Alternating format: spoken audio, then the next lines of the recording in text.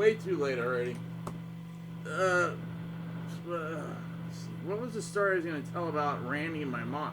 Oh, okay. So my mom was taking me to guitar lessons. This is 1978, so it was right after Elvis passed away. So when we get there, Randy's in there playing. I don't know what he's playing. He's just playing guitar to me. But it was like, I'm like, it's familiar, but I don't know what it is. And my mom's like, he's playing Suspicious Minds by Elvis. And he goes up to Dolores and goes, because she was waiting for her next piano student. And he's like, or she's like, does your son like Elvis? And she goes, he loves Elvis. He's got all of his records. He knows how to play all of his songs. He's a huge Elvis fan. And she's like, I would never have thought. And she's like, well, there was no TV in our house, so they could only bring in records, and I had to kind of approve them.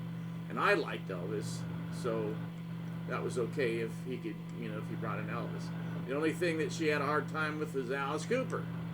But who didn't when Alice came out? He was a freak.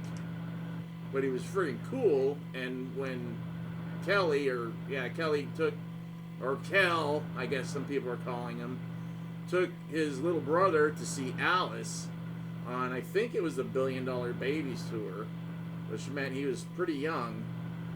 Not really young, but fairly young. It made a huge impression on him.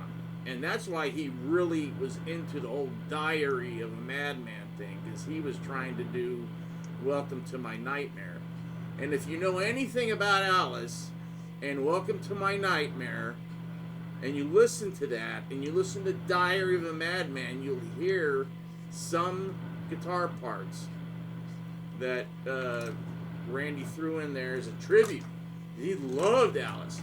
So my theory and hope is that one day Alice and Randy would have gotten together and done an album. That would have been amazing. Friggin' amazing. Especially if he did it like when he came back. Leaves Ozzy, does the classical thing. He would have never taught. So all those truthers and everybody else out there that think, he would go back to teaching. That ship was blown out of the water, because he would have had to have waited years, like a decade or more, before he could even teach. And then, are you teaching because I'm Randy Rhoads, or are you getting lessons because I'm Randy Rhoads, or are you getting lessons because you really want to learn? And another thing, Peter Margolis has a thing where he says he took one lesson from Randy. Let me tell you something. And you can ask, because Dolores had to look this up when she started having her doubts. No records of him, because he was only 13 or 12 or 13 years old at the time Randy was giving his last lessons, and he lived in Florida. So he either had really long fingers, or his parents were really rich and said, sure, we'll arrange for you to go have one lesson with a guy that you think is going to be an... It's stupid. What he did is he got a tape from somebody. He didn't ask them either. He took it, and he had someone splice his voice, and he's trying to sound young, but he still sounds like an old man. He's like, trying to raise his voice, and they tried to pitch correct it and all sorts of crap, just so he could put it on there to say he took one lesson from him. And it's a lie. It's a friggin' lie, truthers. Jeez, I just want to straighten you out so everybody's on the same right page. I mean, you guys weren't there. You're arguing about stuff that people were arguing about in 1983, in 1984. We're done. We've been done with this for a long time. But I know the truth because I was there. There's nothing to figure out or find out. It's all very stupid. And people that think they're going to see him do backflips and fly off the amp and shoot sparks out of his nose when he's playing it. Dude, the live shows are great. The diary shows are very cool. But That's all I can say. I mean, I saw him on that tour twice, and on Blizzard twice, or 3 times. I can't remember, because I know we had to go up north once, Northern California, to see him play. Not stay on the green. Too much. It was too much, and I was too young to fall in love.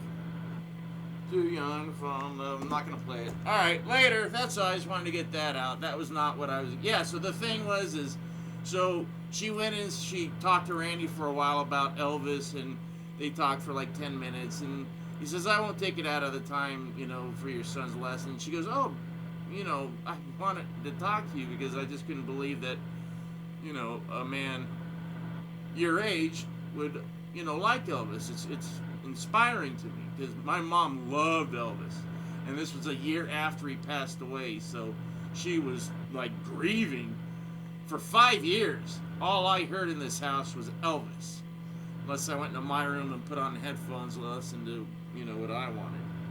But I loved Elvis. I was raised on Elvis.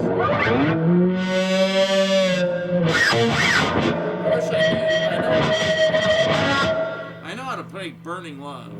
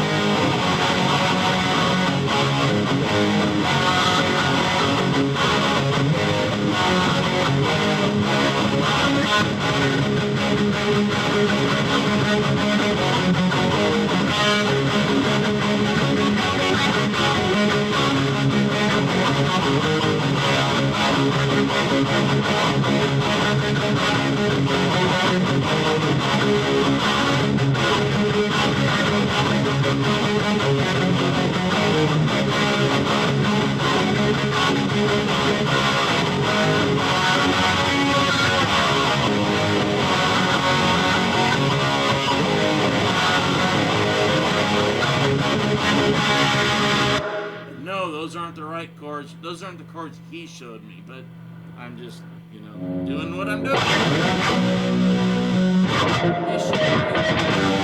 When he showed it to me, it was the bar chords and this stuff, and I hate that.